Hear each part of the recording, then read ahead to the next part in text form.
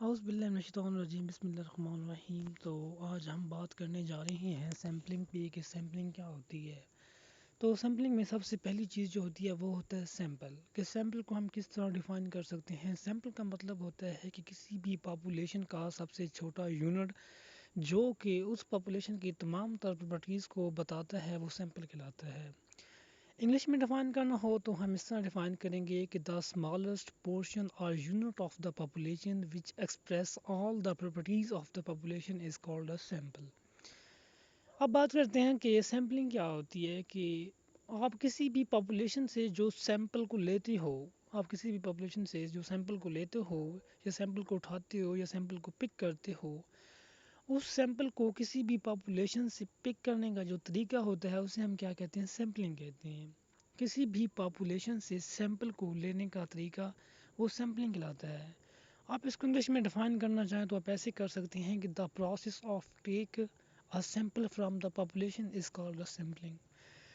اب ہم اس کے ٹائپس پہ بات کرتے ہیں کہ سیمپلنگ جو ہے اس کی دو ٹائپس ہوتی ہیں، یہ دو طرح کی سیمپلنگ ہوتی ہے۔ اس کی پہلی ٹائپ جو ہے وہ ہوتی ہے پروبیبلٹی سیمپلنگ، اور دوسری ٹائپ جس کی ہوتی ہے وہ ہوتی ہے naan probability sampling. First of all ہم بات کریں گے کہ پروبیبلٹی سیمپل کیا ہوتا ہے اور پروبیبلٹی سیمپلنگ کیا ہوتی ہے اور اس کی کتنی اقسام ہے۔ پروبیبلٹی سیمپلنگ کا مطلب ہوتا ہے کہ جو ریسرچر ہوتا ہے وہ کیا کرتا ہے کہ پوری پاپولیشنز میں سے رینڈملی جو ہے وہ کوئی بھی ایک تھنگ جو ہے وہ پک کر لیتا ہے جو کہ اس کے تمام تر پاپولیشن کی پراپرٹیز کو بتاتی ہے۔ تو اس میں جو ریسرچر ہوتا ہے وہ کیا کرتا ہے کہ رینڈملی سلیکٹ کرتا ہے، وہ جو اپنا سیمپل ہوتا ہے وہ ساری پاپولیشن سے رینڈملی سلیکٹ کرتا ہے پروبیبلٹی سیمپلنگ میں۔ تو اس میں جو ہر یونٹ یعنی کہ پاپولیشن جو ہے اس کے ہر یونٹ کے سیمپل میں اپیئر ہونے کے برابر چانسز ہوتے ہیں، ٹھیک ہے۔ تو ہم اس کو انگلش میں ڈیفائن کرنا چاہیں تو ہم اس کو ایسے کر سکتے ہیں کہ the technique in which the researcher select the samples randomly from the population and the each unit of the population has the equal chance to be appear as a sample. This is called the probability sampling. There are three types of the probability sampling. So first type is a simple random sampling. In a simple random sampling, the researcher select the sample from the overall populations randomly and the each unit of the population has the equal chance to be appear as a sample۔ کہ اس میں جو researcher ہوتا ہے وہ کیا کرتا ہے کہ پاپولیشنز میں سے سیمپل کو رینڈملی سلیکٹ کرتا ہے اور پاپولیشن کے تمام یونٹ کا سیمپل میں ظاہر ہونے کا پورے چانس ہوتے ہیں، یعنی کہ ہر یونٹ کے ایز اے سیمپل میں اپیئر ہونے کے پورے چانسز ہوتے ہیں۔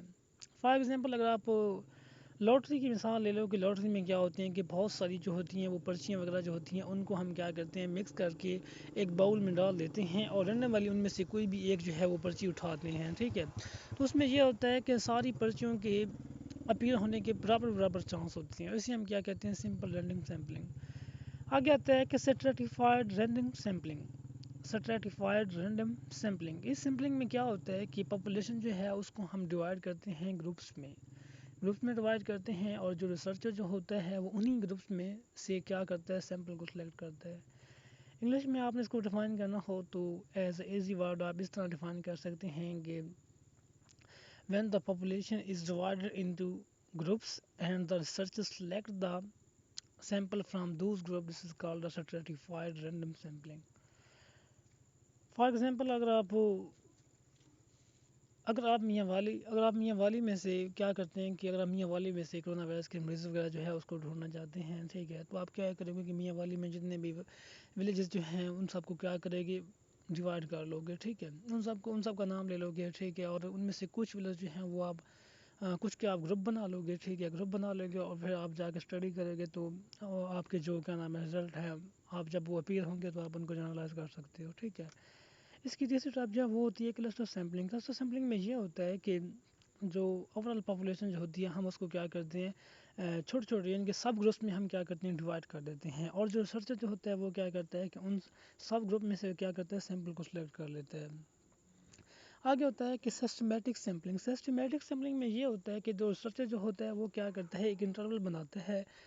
فرض کریں کہ اگر آپ کے پاس کوئی سے 100 یونٹ ہیں تو آپ نے کیا کرنا ہے کہ اس میں سے جو آپ نے سیمپل سلیکٹ کرنا ہے آپ نے ایک انٹرول بنانا ہے۔ انٹرول آپ نے اس طرح بنانا ہے کہ آپ نے پہلا پک کرنا ہے، اس کے